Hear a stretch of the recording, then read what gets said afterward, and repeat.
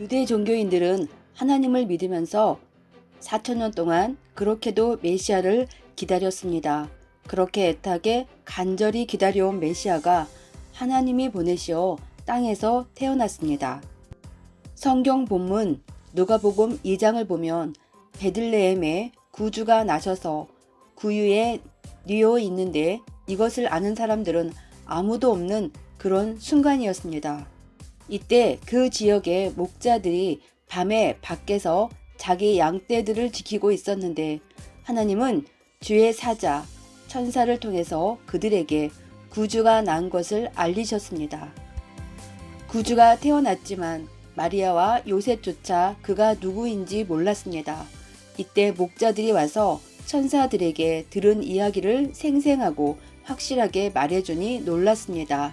한 나라의 왕도 아니고 온 인류를 구원할 만왕의 왕 메시아를 낳았으니 엄청난 일이었으며 온 인류를 위한 일이었습니다.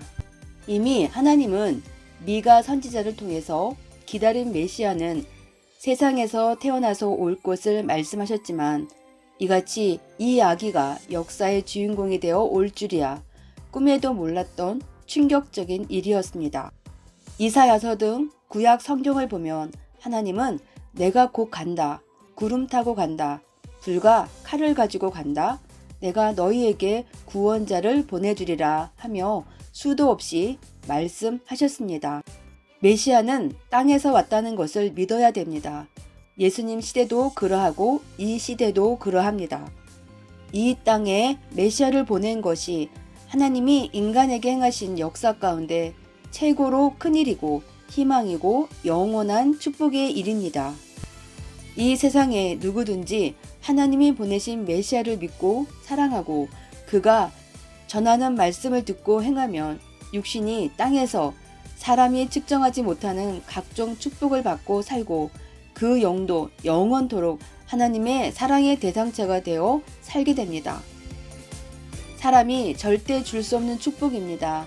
언젠가는 끝나는 축복이 아니라 영원까지 가는 축복으로 오직 메시아로 말미암아 하나님이 주시는 축복입니다. 메시아는 땅에서 온다는 것을 알고 믿고 따르는 것이 얼마나 큰 행복이며 축복인지 깨닫고 구주를 보내신 성삼위께 감사하며 영광 돌려야 됩니다. 하나님은 천지와 인간을 창조하신 목적을 인생들에게 가르쳐주고 깨우쳐준 다음에 이들과 함께 창조 목적을 이루시려고 예수님을 이 땅에 보내셨습니다. 하나님은 예수님을 통해서 2000년 동안 하나님의 구원 역사를 펴시며 천지를 창조하신 목적을 이루어 오셨습니다.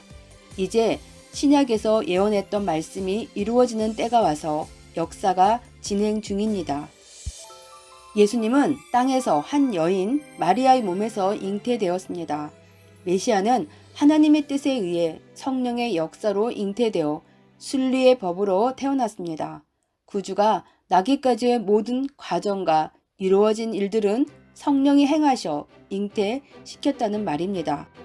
예수님은 이렇게 땅에 태어나셨고 이사야 선지자가 말한 대로 하나님의 지혜와 총명으로 성장하여 30살 때부터는 핵심적으로 신약의 말씀을 전하시며 하나님이 뜻하신 자녀급 구원 역사를 펴셨습니다.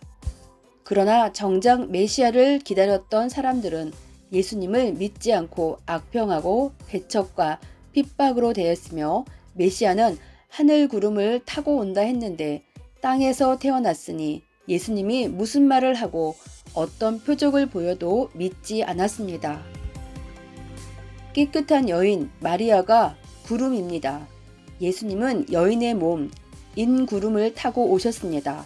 또한 메시아의 말씀을 듣고 회개하고 구원받고 따라오는 자들이 메시아에게는 구름입니다.